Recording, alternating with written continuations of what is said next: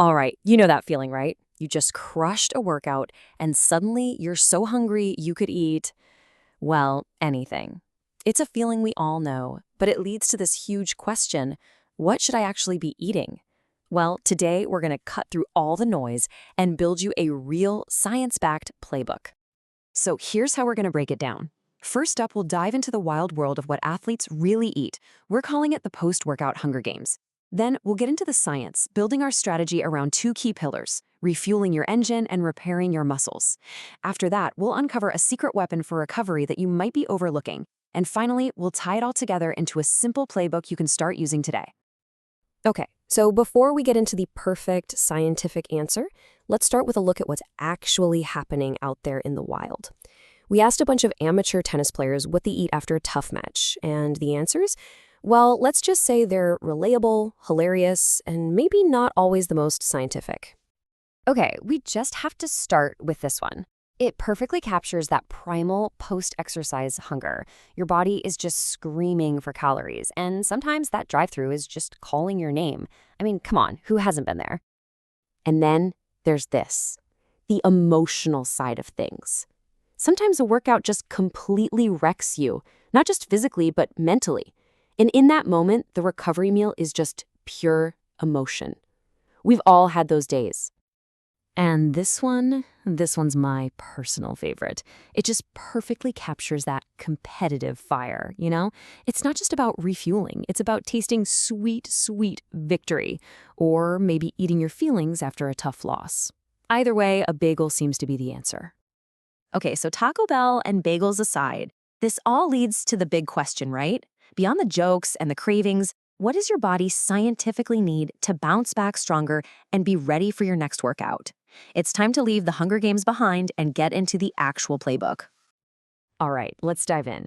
Pillar number one, and this is probably the most important thing to get right. You gotta refuel your engine. You've just used up a ton of energy, and your absolute top priority is to fill that tank back up. So think about it like this. Your muscles have these little fuel tanks, and they're filled with something called glycogen. When you go hard in a workout, you basically drain those tanks dry. And carbohydrates, that's the premium fuel you need to fill them right back up, getting you ready for your next performance. And look, this isn't just some theory. We've got hard data to back this up. A huge meta-analysis of multiple studies found that when athletes refuel with carbs, their performance in the next workout jumps by an average of 4% compared to just drinking water. I mean, 4%. In the world of performance, that is a massive edge. Okay, so refueling with carbs is step one. But that's only half the story. The other, equally critical half is about repair. Your muscles have been broken down, and now you need to give them the raw materials to rebuild stronger. And that's where protein enters the chat. You know, every time you work out, you're actually creating these tiny little tears in your muscles. And that sounds bad, but it's actually a good thing. It's the signal that tells your body, hey, we need to get stronger. And protein delivers the amino acids. Think of them as the construction crew that your body uses to repair that damage and build your muscles back even stronger than before. Now, this is a really important point, so listen up. You have to understand that carbs and protein have two totally different jobs. That same massive study we just talked about, it found that adding protein to your carbs doesn't really give you an extra performance boost for your next session. Carbs have that covered. Protein's main job is all about the long game: repair and growth. It fires up something called muscle protein synthesis. And for that, the magic number is somewhere between 20 and 40 grams. But here's the thing, not all protein is created equal for this job. You're really looking for a key ingredient, an amino acid called leucine. Leucine is like the key in the ignition that starts the entire muscle repair engine. And hey, if you're plant-based, no worries. Foods like tofu, tempeh, and edamame are absolutely packed with it.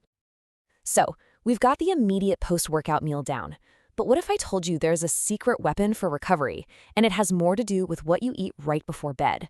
This is where things get really fascinating. The concept is called chrononutrition, and it's pretty simple, really.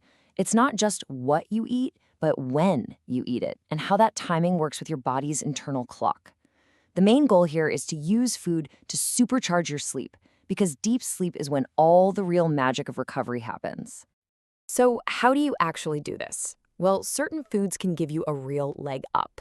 You've got tryptophan-rich foods like seeds and beans. They help your body make melatonin, which is your sleep hormone.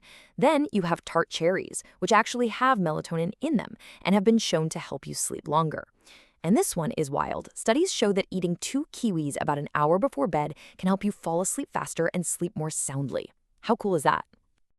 Okay, we have covered a ton of ground, from Taco Bell all the way to tryptophan.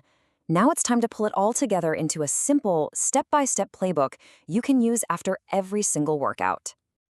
So here are the numbers you want to shoot for. We're talking 20 to 40 grams of protein to get that muscle repair started, and 40 to 80 grams of carbs to top off those fuel tanks.